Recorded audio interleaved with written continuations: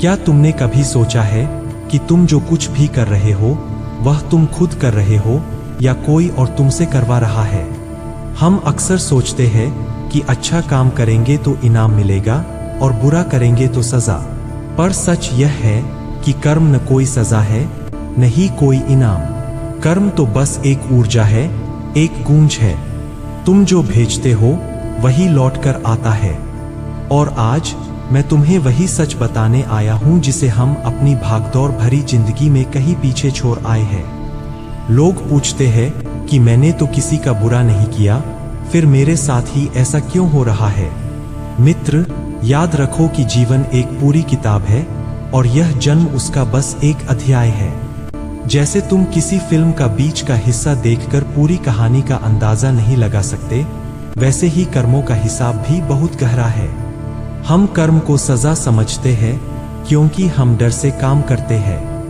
पर क्या कभी गौर किया है, अगर तुम डर से कोई फैसला लोगे तो परिणाम में भी डर ही निकलेगा। अगर तुम लोभ से काम करोगे तो कमी ही महसूस होगी, और अगर तुम प्रेम से, शांति से और बिना किसी दिखावे के काम करोगे तो जीवन भी वही लौट आएगा। कर्म पीटता नहीं है, डराता नहीं है, वह तो सिर्फ तुम्हारी अपनी ही परछाई है जो तुम पर वापस आकर गिरती है। तुम अक्सर कहते हो कि मैं भगवान हूं या मैं तुम्हें सजा देता हूं। नहीं, मैं तुम्हें सजा नहीं देता, मैं बस तुम्हें सत्य का दर्पण दिखाता हूं। सत्य यह है कि तुम जो बोते हो वही काटते हो। अगर तुम आज क्रोध बांट रहे हो तो कल शांति की उम्मीद कैसे कर सकते हो? कर्म का फल बाहर से नहीं मिलता, वह तुम्हारे भीतर से ही पनपता है। कर्म के 3 प्रकार होते हैं। पहला, संचित कर्म, जो तुमने कई जन्मों से जमा किया है। दूसरा, प्रारब्ध, जो इस जन्म में तुम्हारे सामने बनकर आ रहा है, जिसे हम भाग्य कहते हैं। और तीसरा, क्रियमान कर्म, जो अभी इसी क्षण तुम अपने हाथों से कर रहे हो।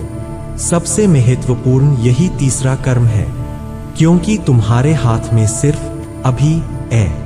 कल क्या हुआ उसे तुम बदल नहीं सकते, पर आने वाला कल कैसा होगा यह पूरी तरह तुम्हारे आज के चुनाव पर टिका है। तुम पूछते हो कि कर्म कैसे बदले? कर्म बदलना किस्मत बदलना नहीं है, कर्म बदलना स्वयं को बदलना है। अपने इरादे को साफ करो। अगर तुम्हारा इरादा शुद्ध है तो परिणाम हमेशा सुंदर होगा, चाहे रास्ता कितना भी कठिन क्यों न हो। अपने भाव को प्रेम में बदलो। जब तुम काम को बोझ मानकर नहीं बल्कि पूजा मानकर करोगे, तब वह कर्म तुम्हें बंधन में नहीं बल्कि मुक्ति की ओर ले जाएगा।